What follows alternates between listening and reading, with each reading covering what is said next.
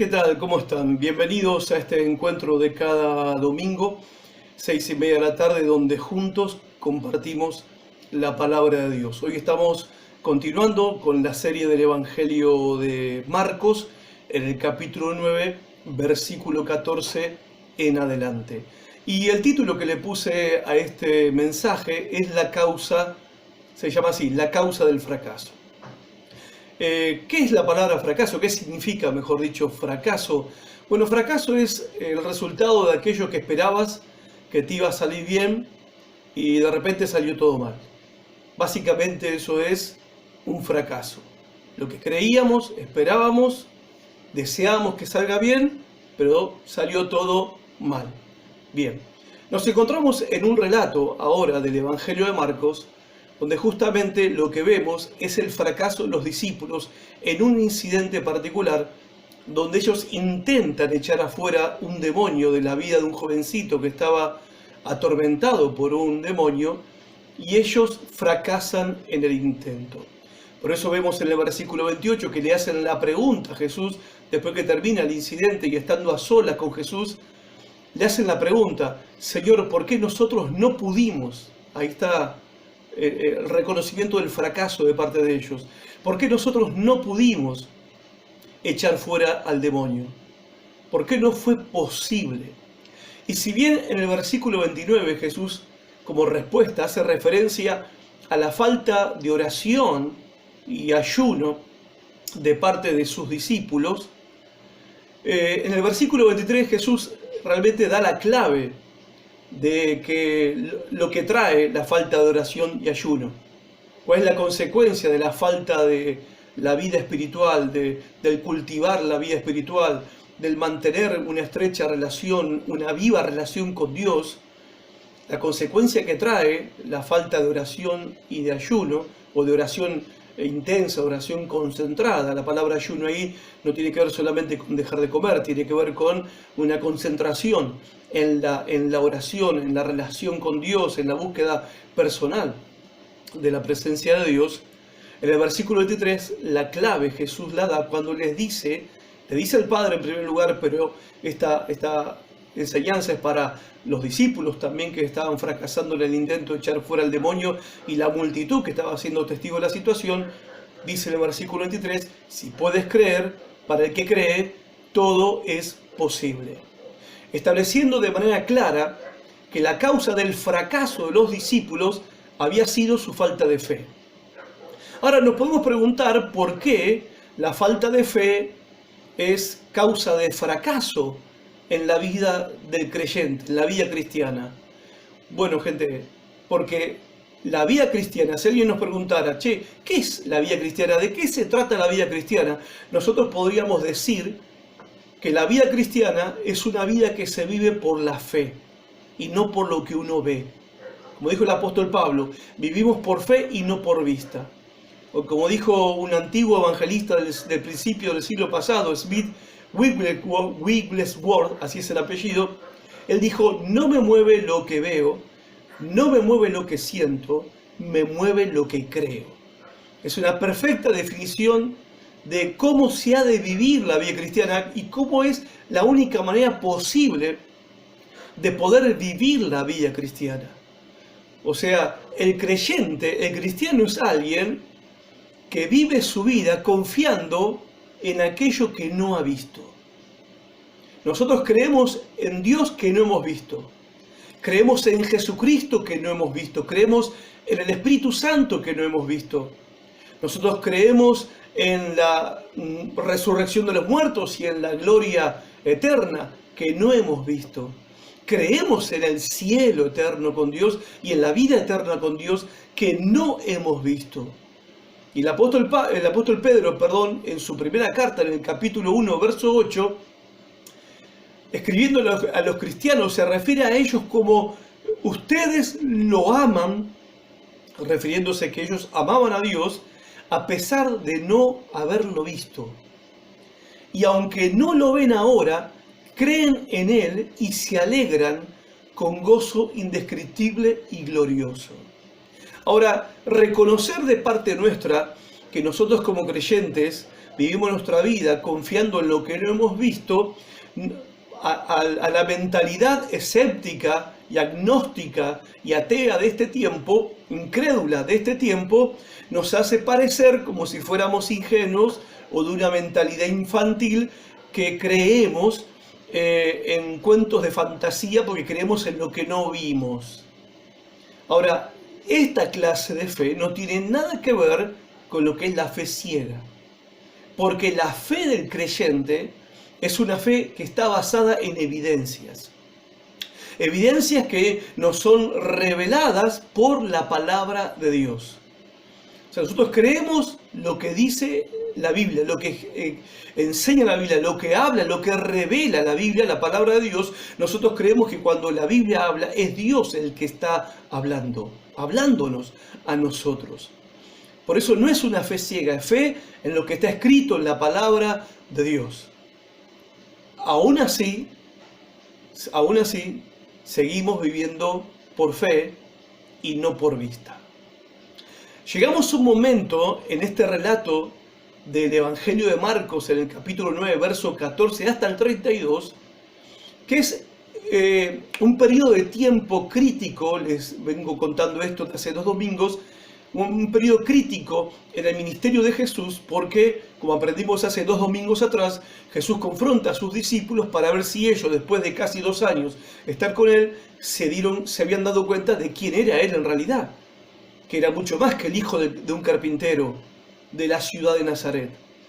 Y los discípulos le confiesan a Jesús que ellos creen que él es, por supuesto, él es mucho más que el hijo del carpintero, incluso es más que un profeta, lo cual creía la mayoría de la gente, sino que ellos creen que él es el Cristo, que Dios había prometido, el Mesías, el Hijo del Dios viviente, que Dios había prometido que iba a enviar como Salvador de su pueblo, como Salvador de los pecadores. Jesús, a partir de este momento, empieza a preparar a los discípulos para los tiempos difíciles que iban a enfrentar, porque apenas ellos hacen esa declaración, Jesús les dice que se venían momentos duros, donde él iba a ser arrestado, donde iba a ser rechazado por los líderes de su nación, donde él iba a ser torturado, iba a ser maltratado, golpeado, escupido y por último muerto en una cruz. Pero que se quedaran tranquilos porque al tercer día él iba a resucitar, pero les está advirtiendo para que cuando ocurra todo eso, ellos estén preparados, estén firmes y no desmayen en su fe. Los está preparando a ellos.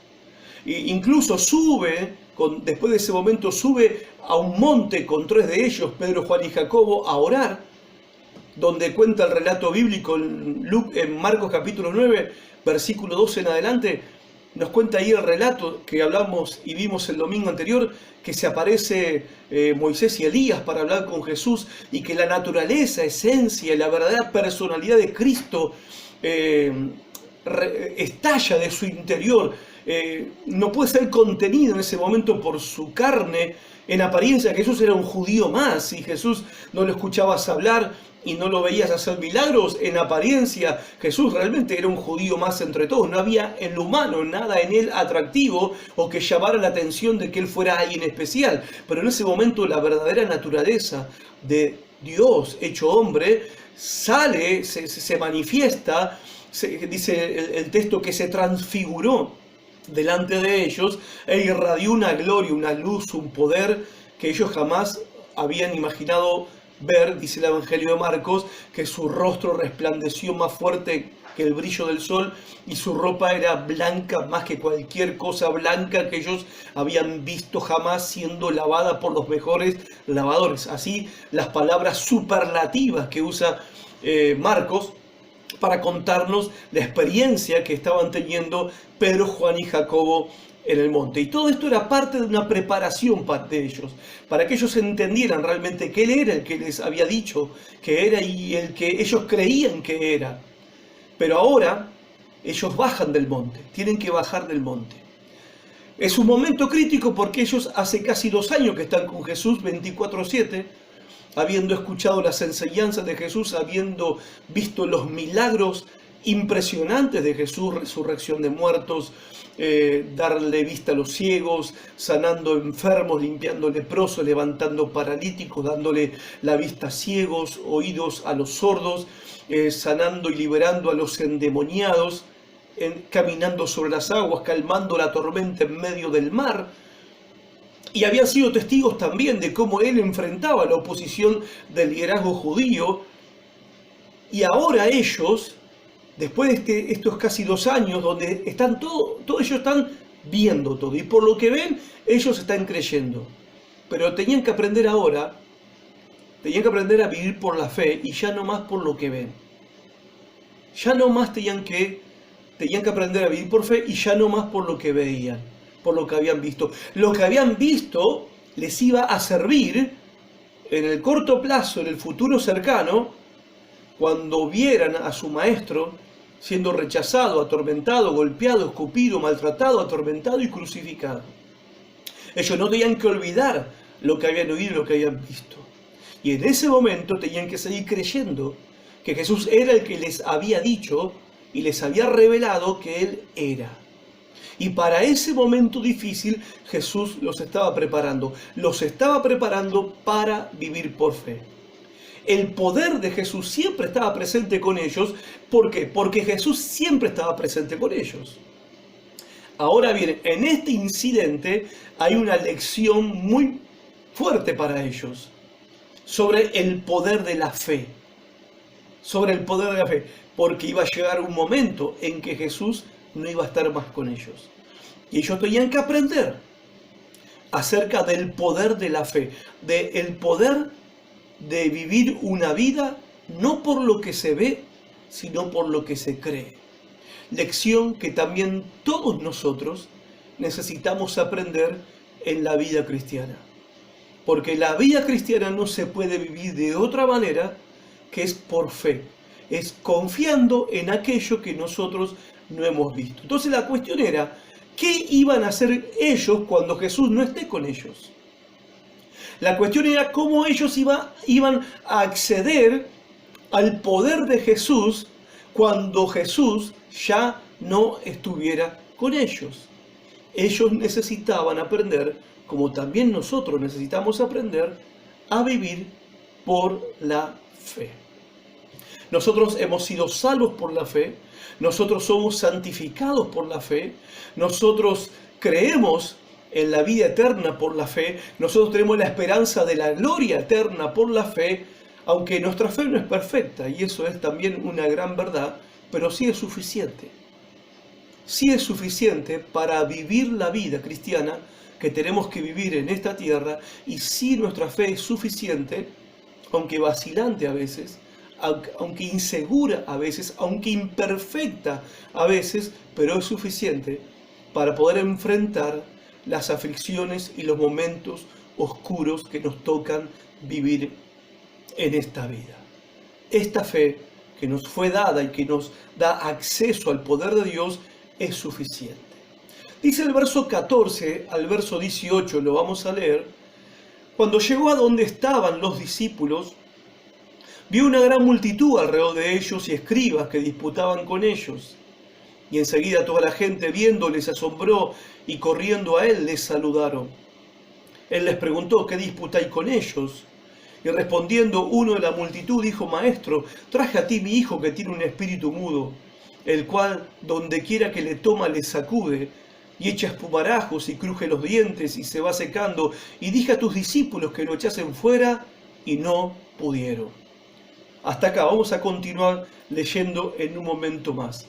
Pero dice el relato que ellos llegaron. Cuando ellos llegaron, ¿de dónde venían? Del monte donde había ocurrido la transfiguración de Jesús. Venían de un momento, de una experiencia sublime, gloriosa, un momento que ellos querían atrapar.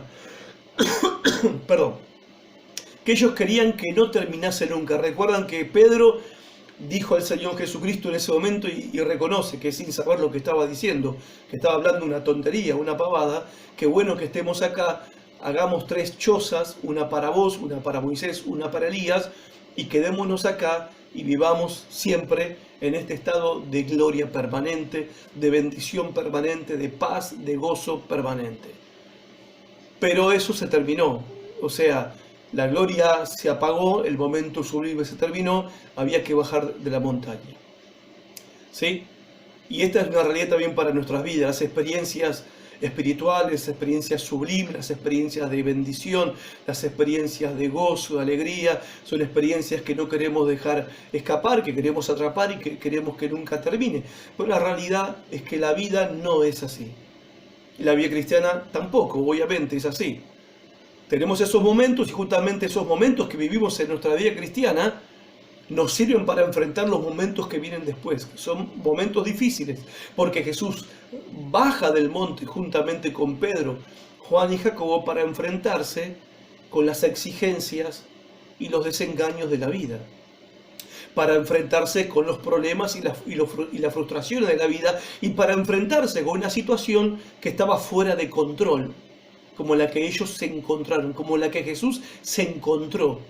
Un alboroto, multitud de gente, sus discípulos en medio de esa multitud, los escribas, líderes judíos, disputando con los discípulos, un padre desesperado con su hijo endemoniado, sin poder ser libre del tormento demoníaco.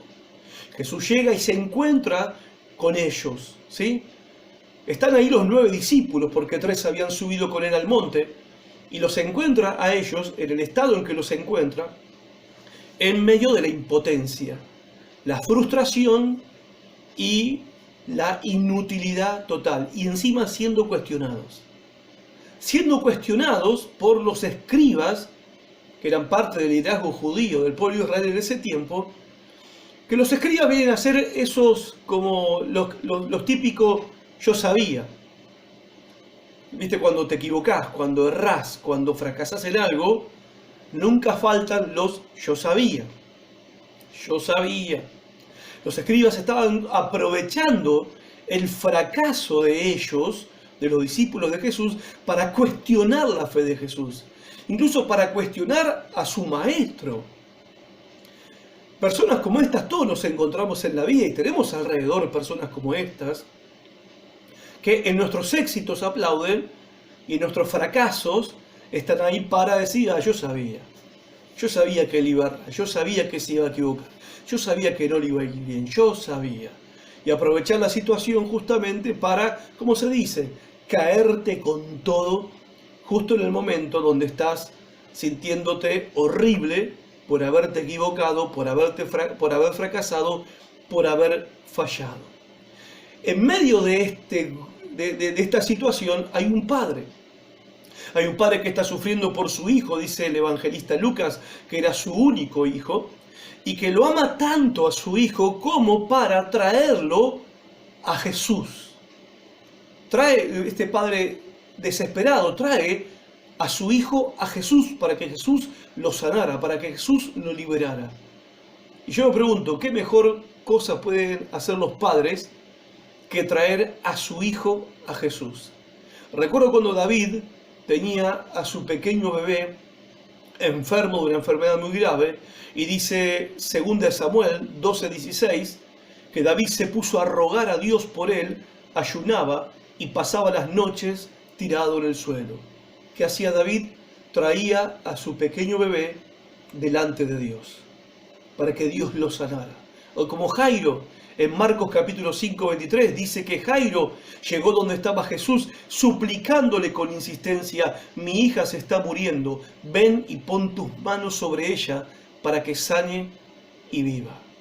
Lo mejor que podemos hacer los padres para con nuestros hijos, aunque es importante todo lo que nosotros como padres le podemos brindar a nuestros hijos en la vida, pero la cosa más importante que nosotros podemos hacer por nuestros hijos es traerlos a Jesús. Traerlos a Jesús. Quizás vos me digas, pero pastor, mis hijos no quieren saber nada con Dios, no quieren saber nada con la iglesia. Aún así podés traer tus hijos a Jesús a través de la oración y presentarle a tus hijos, presentárselos al Señor para que Él los toque, para que Él los libere, para que Él los sane, para que Él los salve de sus pecados y los libre de la ruina. Y traer los hijos a Jesús también implica que nuestras vidas sean un testimonio de vida cristiana para reflejar a Cristo en nosotros de tal manera que estemos presentándole a Jesús con nuestra propia vida, de caminar con Jesús todos los días.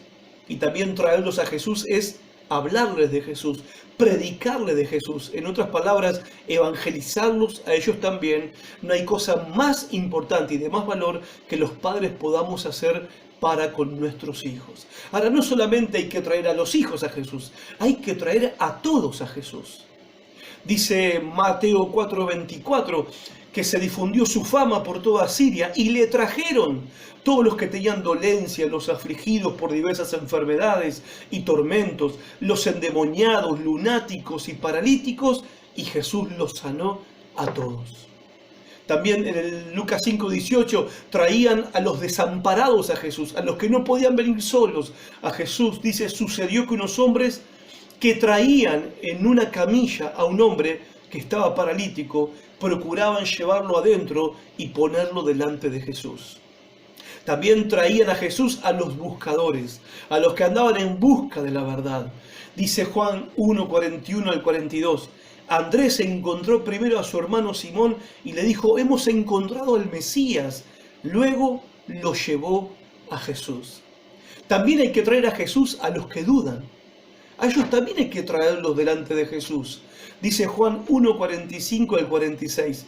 Felipe encontró a Natanael y le dijo, hemos encontrado a aquel de quien escribió Moisés en la ley, así como los profetas, refiriéndose, hemos encontrado al Mesías, al Salvador, a Jesús, el hijo de José de Nazaret. Natanael le dijo, ¿de Nazaret puede salir algo de bueno? Y Felipe le contestó, vení y mirá por vos mismo. También hay que traer a Jesús a los pecadores. Juan 8:3 dice, entonces los escribas y los fariseos le trajeron una mujer sorprendida en adulterio. Y también hay que traer a Jesús a los que están afligidos. Juan 11:28 dice, luego Marta, que había perdido a su hermano y estaba afligida por la muerte de su hermano, regresó, no estaba María, que también era su hermana, afligida, y llorando y lamentándose con otros por la muerte de Lázaro, dice que la llamó aparte y le dijo, el maestro está aquí y quiere verte. A todos hay que traerlos a Jesús, porque Jesús tiene la respuesta para todos, cualquiera sea su situación en la vida. Ahora vemos que Jesús no solamente se encuentra con este padre, que trae a su hijo, también vemos al jovencito. No era un niño, era un jovencito, un adolescente quizás, que estaba endemoniado, dice el versículo 18, lo leemos, el cual donde quiera que le toma, dice el verso 17 que tenía un espíritu mudo, dice el padre, un espíritu mudo, obviamente el padre identificaba la mudez del muchacho, el muchacho no hablaba, con que era obra de un espíritu demoníaco. ¿Y cómo sabía que era un espíritu mudo? Porque el muchacho no hablaba. Dice el verso 18, y donde quiera que le toma, le sacude, y echa espumarajos, cruje los dientes, y se va secando. Ahora, esta era la situación miserable del muchacho. En algunos textos de la Biblia, los títulos al principio de este relato, dice Jesús sana a un muchacho epiléptico, porque todas las señales, los síntomas que da, es muy parecido a lo que ocurre con la epilepsia. Ahora bien, la Biblia dice que la epilepsia es causada por un demonio y que todos los mundos están endemoniados. No, no dice eso la Biblia.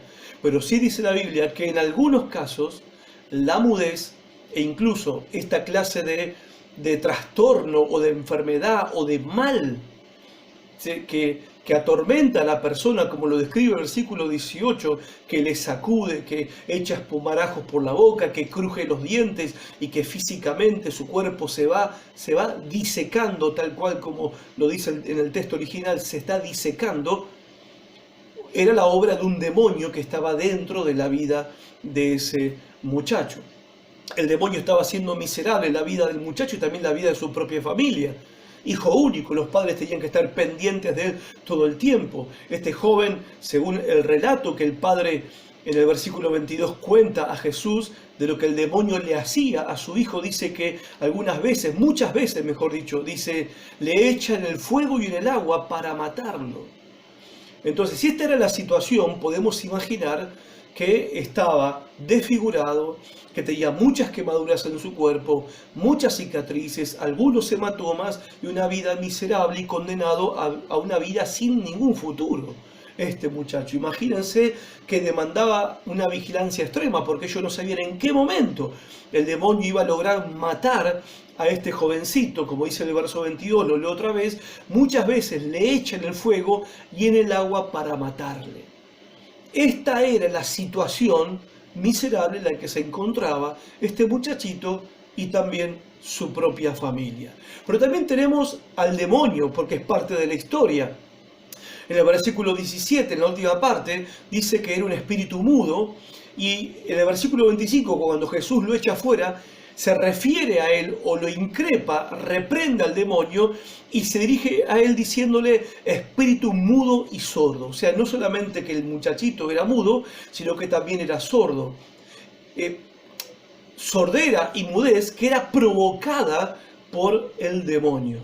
O sea, no todas las problemáticas o enfermedades, podemos decirle, con estas características, tienen un origen natural. A veces tienen un origen sobrenatural que es maligno, que es demoníaco.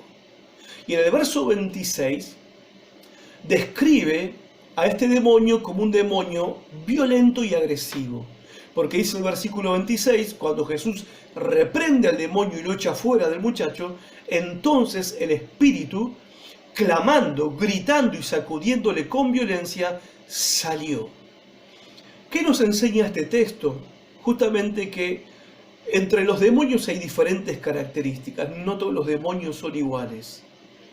Aprendemos por el apóstol Pablo en Efesios capítulo 6 que hay diferentes categorías, jerarquías de demonios y también diferentes capacidades que los demonios tienen en cuanto a fuerza y en cuanto también a maldad. ¿Se acuerdan cuando Jesús se refirió a ese hombre que tenía un espíritu inmundo que salió de él y después el espíritu inmundo quiere volver a meterse dentro del hombre y busca a otros 7 espíritus peores que él? Y vemos por lo que dice Pablo en Efesios 6 que hay principados, potestades, gobernador de las tinieblas y huestes espirituales de maldad. O sea, hay diferencias en el poder, en la fuerza y en la maldad entre los demonios con los cuales muchas veces nosotros nos tenemos que enfrentar. Esa es la realidad de la vida en la que nosotros vivimos. Y la obra de los demonios no siempre es tan violenta y agresiva como en este caso podemos ver, sino que hay diversas maneras en que Satanás y sus demonios obran en contra del creyente y en contra de todas las personas. Por ejemplo, vemos en Génesis capítulo 3 que parte de la obra de Satanás y los demonios es tentar a las personas hacia la desobediencia a Dios, como tentó a Adán y a Eva. Vemos también, por ejemplo, que una de las cosas que hacen los Satanás y los demonios es acusar a los creyentes de que son hipócritas, de que son mentirosos, como pasó con Job, donde Satanás lo acusa a Job de ser creyente en Dios por conveniencia. O sea, era una calumnia. Como también vemos en el libro de Job que es Satanás el causante de todas las enfermedades que vinieron sobre Job. Vemos también, por ejemplo, en Zacarías capítulo 3, que vemos ahí a Satanás mismo oponiéndose al ministerio del sumo sacerdote Josué. Lo vemos también a Satanás tentando al propio Jesús en el desierto, en Mateo capítulo 4. Vemos también a los demonios trabajando para quitar la palabra de los corazones indiferentes. Las personas que escuchan la palabra no le prestan mucha atención. Dice la parábola del sembrador en Mateo 13 que los demonios están allí para quitar, robar la palabra que cae en el corazón indiferente de una persona. También vemos que Satanás trae malas compañías a nuestro alrededor. Esto es lo que enseña la parábola del trigo y la cizaña, ¿no? La cizaña que está sembrada juntamente con el trigo, Bueno, estas cizañas son justamente los hijos del diablo, personas que son una mala influencia para nosotros y que nosotros, según el Salmo 1, tenemos que evitar, ni siquiera caminar con ellos, menos sentarnos a charlar, a comer o a tomar mate con ellos, que nos apartemos de su camino, porque son instrumentos de Satanás para una mala influencia en nuestras vidas. También vemos que Jesús describe al diablo como un mentiroso y engañador de las personas en Juan capítulo 8, verso 33, donde se describe al diablo como el que engaña a las personas, como el que miente a las personas, haciéndolo creer en tonterías, en falacias, en falsas doctrinas, en falsas enseñanzas y en falsas religiones.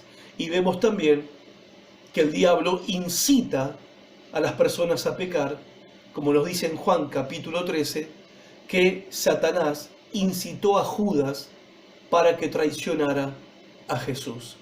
O sea, lo que vemos nosotros, que no siempre la obra de Satanás y los demonios es tan violenta y agresiva como en el caso de este muchacho, sino que hay muchas formas y muchas maneras en que Satanás y los demonios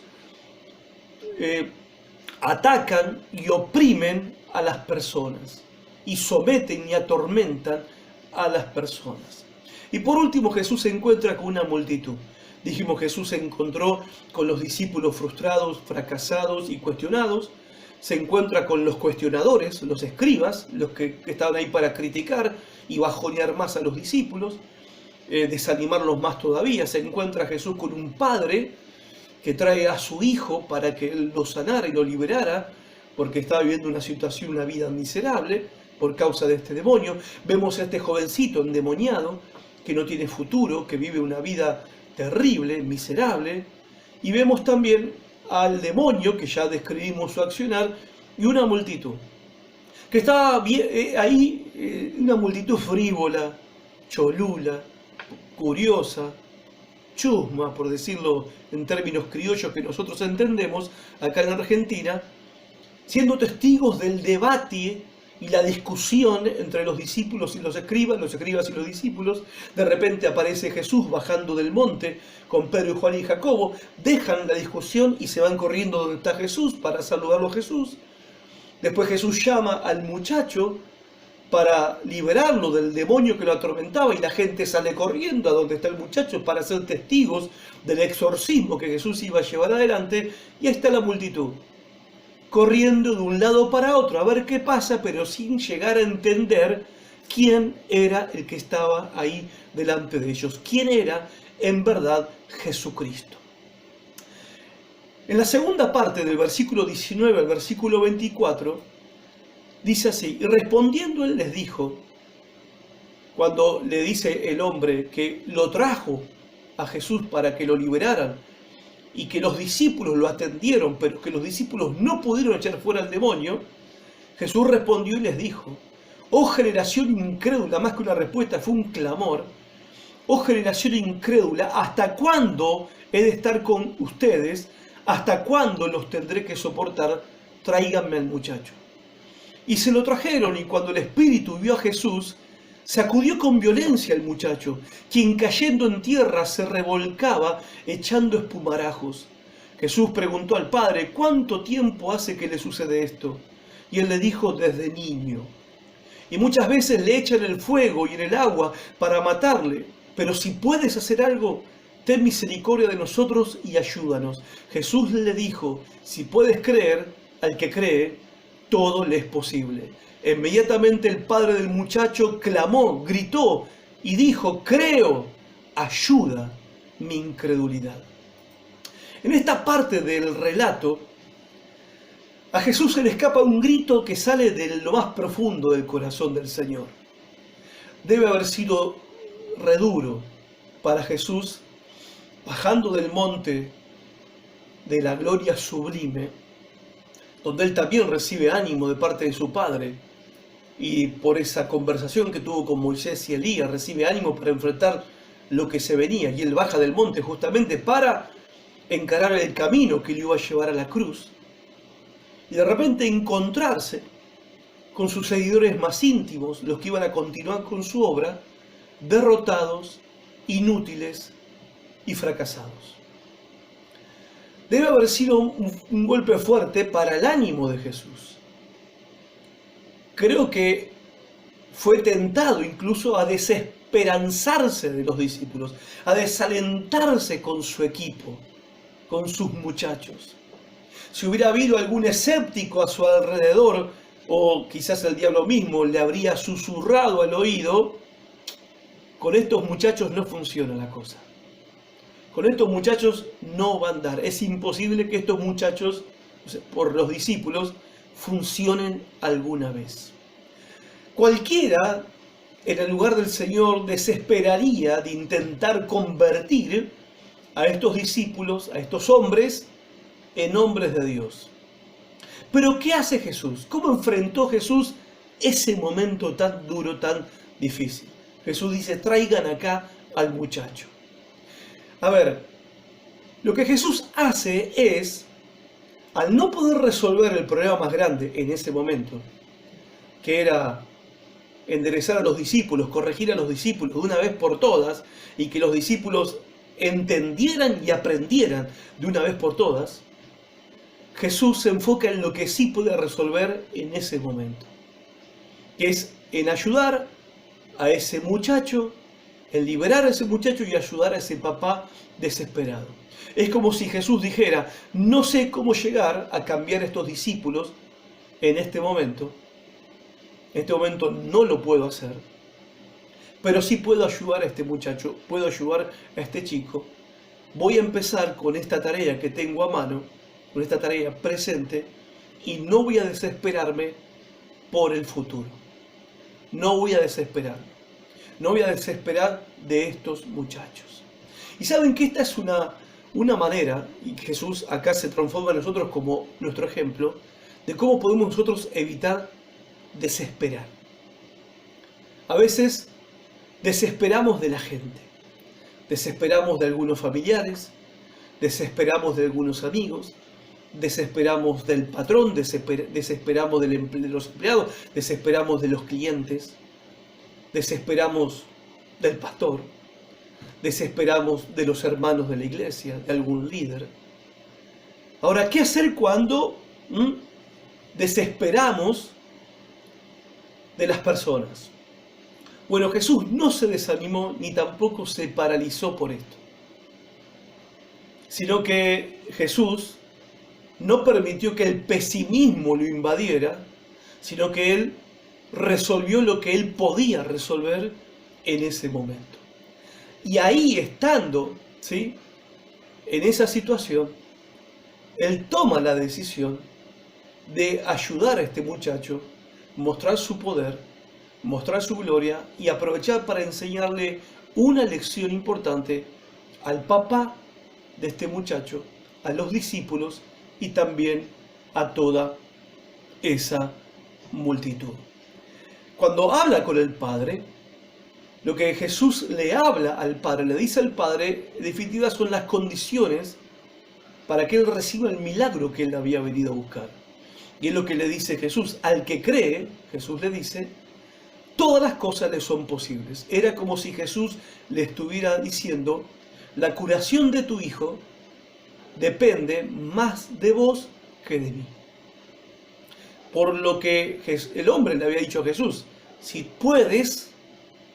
tú puedes, ten misericordia de nosotros y ayúdanos. A ver, el Papa no cuestionaba que Jesús tuviera la intención de ayudarlos. Es más, creía que Jesús debería tener la intención y que tenía la intención de poder ayudarlos. Lo que el Padre cuestionaba era que si Jesús podía ayudarlos, podía hacer algo. Estaba cuestionando el poder de Jesús. Quizás el fracaso de los discípulos de Jesús, seguramente, había golpeado la fe maltrecha que él tenía cuando trajo a su hijo a Jesús. Esa poca fe que él tenía ante el fracaso de los discípulos de Jesús, esa fe se fue casi al piso, se desvaneció casi por completo. Entonces tampoco tenía muchas esperanzas de que Jesús pudiera hacer algo. Sí tenía la esperanza de que lo iba a intentar, pero no tenía la esperanza de que él iba a poder. Ahora, lo que Jesús le contesta es que la cuestión no es si él tiene poder para liberar al muchacho. Jesús le dice, la cuestión es si vos podés creer que yo puedo hacerlo. Otra vez, no depende tanto de mí, sino depende más de vos. Es lo que le está diciendo al Padre. Depende de vos, no depende de que si Jesús puede. ¿Saben que el Señor sanó y liberó a muchas personas en su ministerio sin tener en cuenta la fe de ellos? Muchas veces lo hizo Jesús. En el relato de los evangelios vemos a Jesús sanando a gente que ni siquiera tenía fe. Pero en este incidente en particular, Jesús tiene que enseñarles al papá, pero principalmente a sus discípulos, que la fe en Él es lo que define todo en la vida. Y eso tiene que ver con lo que ellos tenían que ejercer, que era su propia fe. La fe necesaria para aquellos que quieren liberar a otros y la fe necesaria para aquellos que quieren ser libres. O sea, la fe define todo, tanto en unos que quieren liberar y sanar a otros y salvar a otros, como en aquellos que buscan salvación, sanidad o liberación. Ahora, acá hay una respuesta honesta del Padre. Pero antes de ir a la respuesta, déjenme resaltar esto, porque el Padre dice, si tú puedes, lo cual nos muestra que Él estaba, por la experiencia que había tenido con los discípulos, Él estaba como muy golpeado por el no se puede. No se puede. Cosa que también nos pasa a nosotros muchas veces, gente. A veces estamos tan saturados de lo que vemos y de lo que oímos, que nos llenamos de ese pensamiento pesimista de que no se puede. Si puedes hacer algo, como diciendo, viste, no se puede.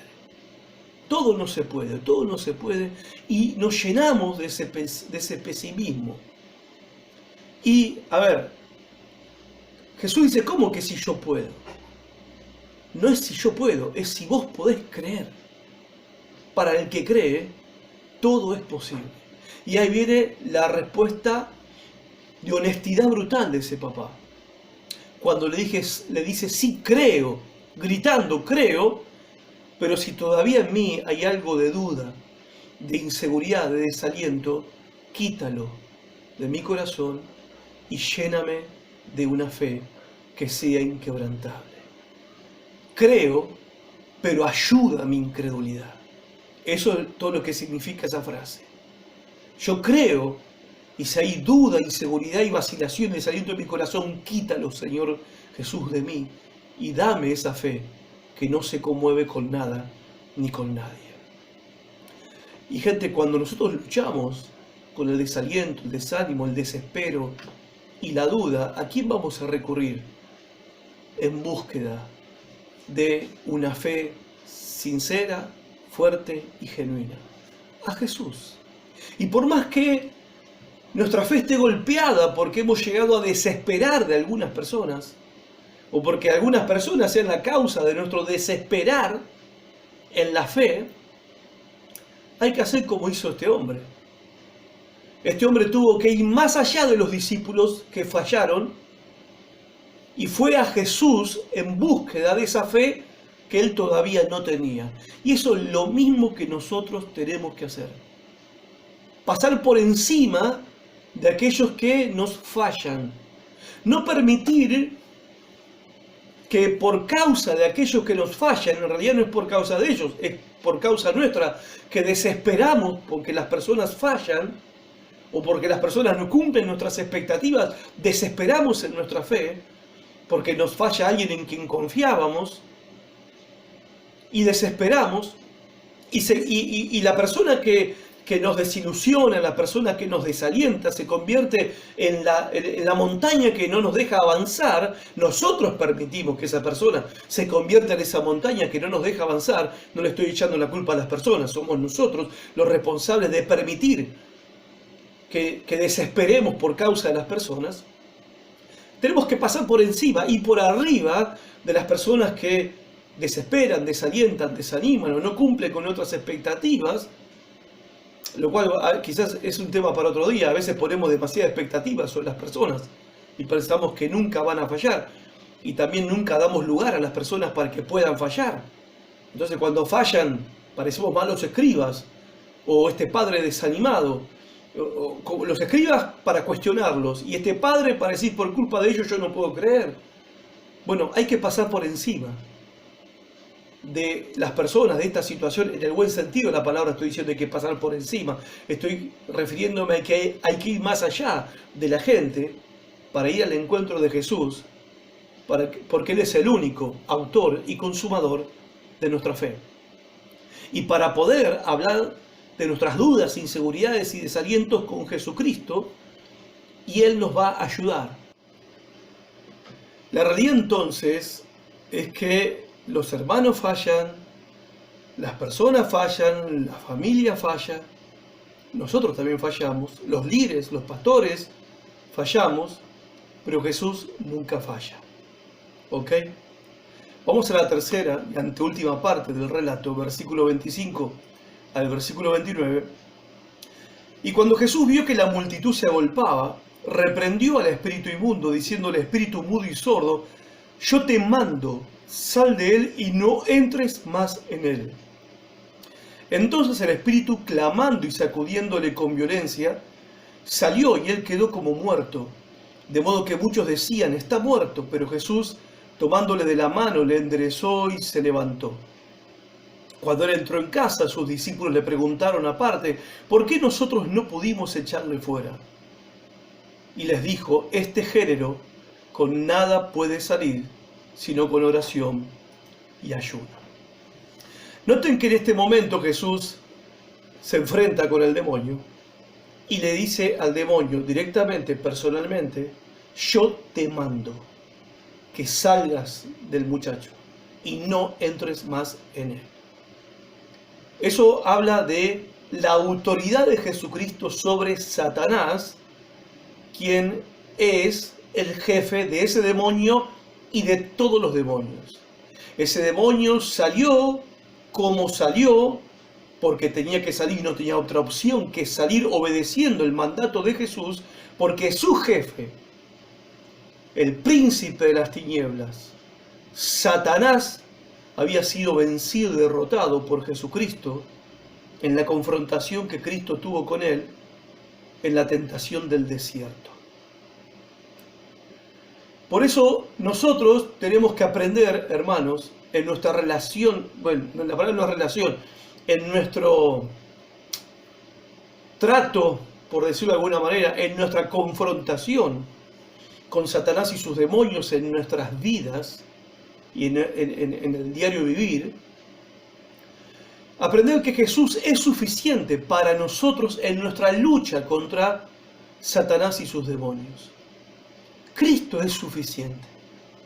Dice 1 Juan 5:18, sabemos que los hijos de Dios no pecan, porque Jesucristo, el Hijo de Dios, los cuida y el diablo no puede hacerles daño.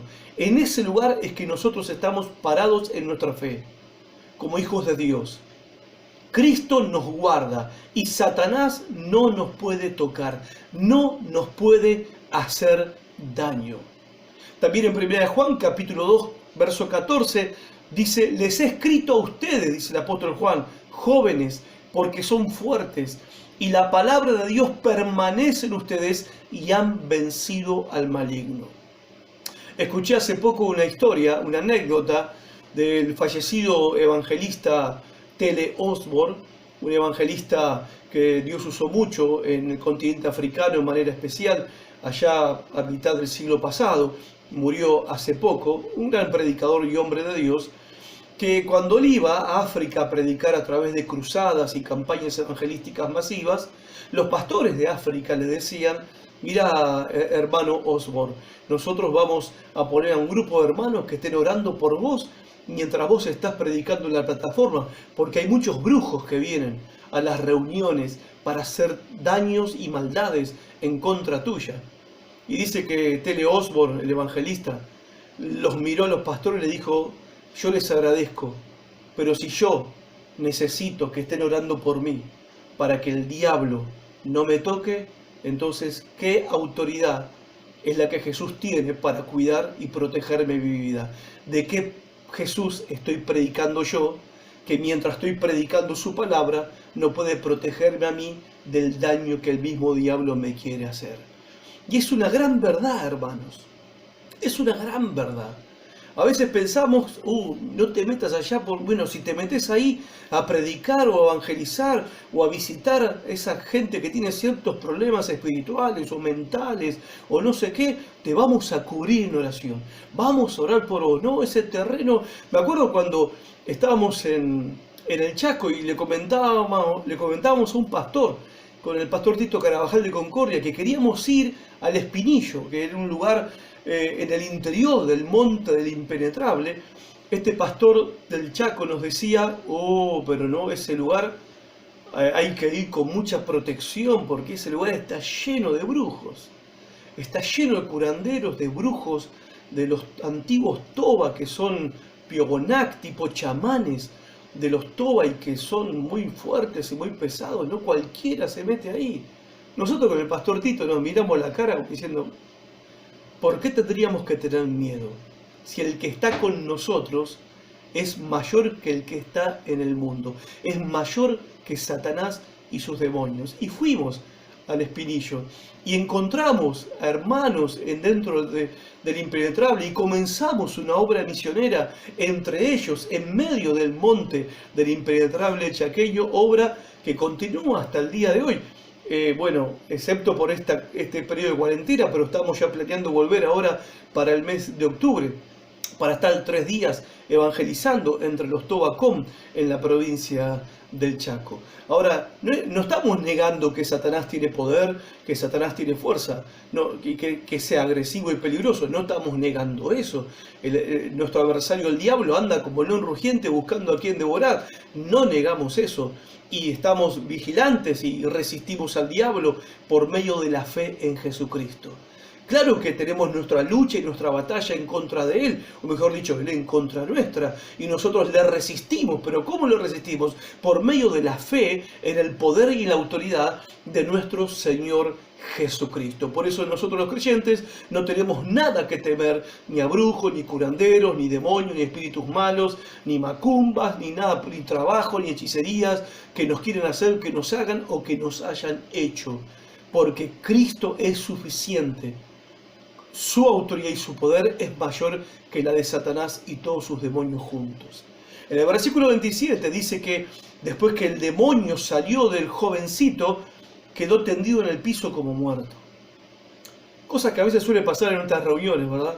Cuando oramos por las personas y caen al piso y parecen como si estuvieran como muertos. A algunos les incomoda esa situación, pero bueno, ya eso lo tienen que arreglar con Dios. Él decide cómo obrar en las personas y cómo desatar su poder en las personas, tocar a las personas, sanar a las personas, liberar a las personas. No soy yo el que le voy a decir a Cristo cómo tiene que obrar en las personas. A nosotros nos toca orar por ellos, orar para que sean salvados, orar para que sean sanados, orar para que sean liberados de ataduras demoníacas y de posesión demoníaca, pero el poder y la autoridad es de Cristo y Él es el que hace la obra. Pero una vez tendido el muchacho en el suelo y todos asustados de que parecía que estaba muerto, dice que Jesús lo tomó de la mano, lo enderezó y lo levantó. El evangelista Lucas, le agrega un detalle que Marcos no lo dice, pero un detalle muy, muy particular, muy íntimo, que muestra la compasión de Jesús, muy enternecedor, porque dice, y se lo devolvió a su Padre. Lo cual es un motivo para todos nosotros de no cesar de traer a nuestros seres queridos, a nuestros amigos, a cualquier persona que deseamos su salvación, su sanidad, su liberación, traerlo a través de la oración, traerlo a Jesús. No importa cuán perdida esté esa persona, no importa cuán atada por el diablo esté esa persona, no importa cuán dura parezca ser esa persona, no importa cuán imposible te parezca que esa persona pueda ser salvada, Jesús te lo puede devolver. Jesús lo puede devolver a la vida. Jesús te lo puede devolver sano y libre para la gloria de su nombre. Jesús te lo puede devolver. Ahora, ¿Por qué habían fracasado tan vergonzosamente los discípulos esta vez? Porque la vez anterior que salieron a sanar enfermos y echar fuera demonios, les había ido perfecto. Les habían tenido un éxito tremendo. No era la primera vez que ellos echaban fuera demonios. Era la primera vez que estaban fracasando en echar fuera un demonio.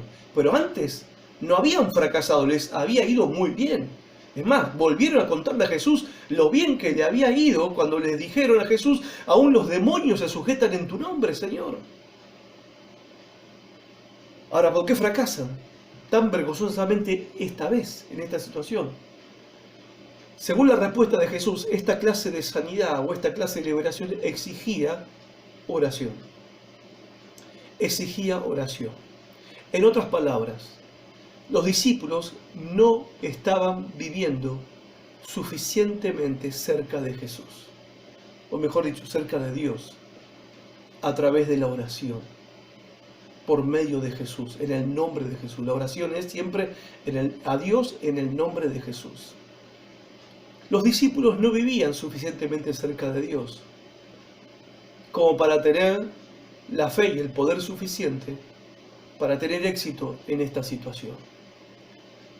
La situación, la clase de demonio que ellos intentaban echar afuera del muchacho exigía oración de parte de ellos, exigían la oración que ellos no tenían, la vida de oración que ellos no tenían. Y acá hay una lección importante para nosotros, gente. La fe y el poder de Dios son dones de Dios. Ahora, la fe y el poder de Dios que ellos habían recibido y que ejercieron y que usaron y que se maravillaron y se gloriaron y se gozaron en eso, se alegraron mucho en eso, esa misma fe y ese mismo poder también nosotros lo hemos recibido, los creyentes, pero a menos que mantengamos un estrecho contacto con Dios, esa fe se debilita y ese poder se desvanece. Y eso fue lo que les ocurrió a ellos. Quizás confiados en que ya tenían la fe, en que ya tenían el poder. Y el fracaso ahora les estaba enseñando, Jesús a través de este fracaso les estaba enseñando que a menos que ellos se mantuvieran en estrecho contacto con Dios, en estrecha comunión con Dios, en una vida vigorosa, viva de oración con Dios, intensa, eso habla del ayuno, de intensidad en la oración, de estar concentrados en la vida de oración, ellos no iban a poder ejercer ni la fe ni el poder, porque eso no es automático, sino que depende de una relación profunda, íntima, estrecha y continua con el Dios que da la fe, con el Dios que da ese poder. Y como ellos, nosotros también. Si nosotros perdemos ese contacto con Dios, si no tenemos esa clase de contacto con Dios que hace que nuestra fe esté viva, vibrante, y el poder de Dios fluya libremente a través de nuestras vidas, vamos a perder ese algo especial, que es la única cosa que nos engrandece a nosotros como seres humanos. ¿Qué es lo que engrandece al creyente, al cristiano? ¿Qué es lo que lo engrandece? A diferencia del resto de los seres humanos, la fe y el poder de Dios que hemos recibido como dones y regalos de Dios para nuestras vidas. Sin esa fe y sin ese poder no somos nada, no somos nadie. Y ellos estaban aprendiendo ahora de manera triste y dura que ellos tenían que mantener, vivir con una cercanía con Dios el Padre, para que su fe y el poder de Dios en ellos se mantuviera vibrante y fluyendo para enfrentar cualquier situación de la vida y cualquier poder diabólico y satánico que sea mayor que lo que hemos enfrentado hasta ahora. En conclusión, la última parte del relato, nos encontramos en el versículo 30 al 32, dice: habiendo salido allí, caminaron por Galilea y no quería que nadie lo supiese. Porque enseñaba a sus discípulos y les decía: el Hijo del Hombre será entregado en mano de hombres y le matarán, pero después de muerto resucitará el tercer día. Pero ellos no entendían esta palabra y tenían miedo de preguntarle. Ahora bien, Jesús se va con ellos, se aparta de la multitud y de esa situación. Dice que no quería que nadie supiese dónde Él estaba con sus discípulos. Lo que buscaba Jesús era privacidad. Buscaba estar a solas con Jesús para seguir preparando a sus discípulos para los momentos difíciles que venían. No había tiempo para aplausos, no había tiempo para triunfalismos. Jesús se encaminaba hacia la cruz, donde iba a sellar su victoria total y final sobre Satanás y el pecado. Ellos habían visto la superioridad de Jesús sobre el mal, sobre el poder del mal. Ellos tenían que aprender a confiar en Cristo, en ese poder, en esa autoridad, cuando Cristo fuera quitado de ellos. En otras palabras, sin importar lo que venga, Jesús le estaba enseñando a ellos, van a tener que aprender a depender de mí cuando yo ya no esté. ¿Qué es lo que nos toca vivir nosotros en este tiempo? Depender de Jesús cuando Jesús no está. Y esa dependencia, y esa confianza, y esa fe es a través de la oración. ¿Cómo el creyente demuestra su dependencia, su confianza y su fe en un Salvador que no ve? A través de la vida de oración, a través de una vida intensa, concentrada de oración, así como nosotros vivimos nuestra vida en esta tierra de manera victoriosa sobre el pecado y sobre Satanás. Ahora, ¿cuál es tu seguridad? ¿En qué está tu seguridad? En contra del mal que hay en este mundo, la maldad que hay en medio de este mundo en el cual nos toca vivir. ¿Estás ya cansado de fracasos en tu vida? ¿Que tu vida cristiana parece más de 3 pasos para adelante y 2 para atrás? Hay una fuente donde vos podés recurrir en busca de esa fe que te falta y de ese poder que quizás se desvaneció de tu vida. Y esa fuente es Jesucristo. Jesucristo venció a Satanás. Jesucristo derrotó al pecado en la cruz de una vez y para siempre. Y la confianza puesta en Él, aunque nosotros no le vemos, hace posible que nosotros también podamos vivir en victoria sobre todo el poder de Satanás y sobre el poder del pecado. De tal manera que nosotros podemos caminar en esta vida confiando, seguros y dependiendo de Jesús a través de nuestra oración a Dios por medio de Él, por una vida de oración vibrante. Y si nunca oraste a Dios, nunca hablaste con Dios, hay una promesa para vos. Dice el apóstol Pablo en Romanos capítulo 10, que todo aquel que invoque el nombre del Señor será salvo. Y con la salvación serás libre. Y también está en Él el poder para sanarte. Si estás aquejado y atormentado por alguna enfermedad.